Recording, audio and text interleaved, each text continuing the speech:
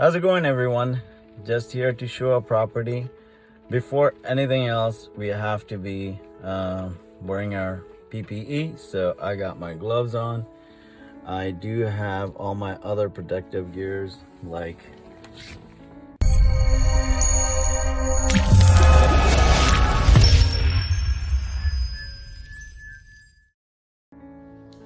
COVID-19. The things that we take granted for became very difficult, and this is how we have to deal with it.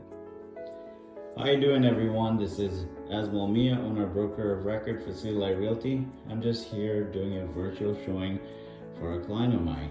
We're just doing a video recording because my clients are essential workers. They work in the medical field, so they have to take care of the patients, so they're unable to come during daytime, and I have to show them around.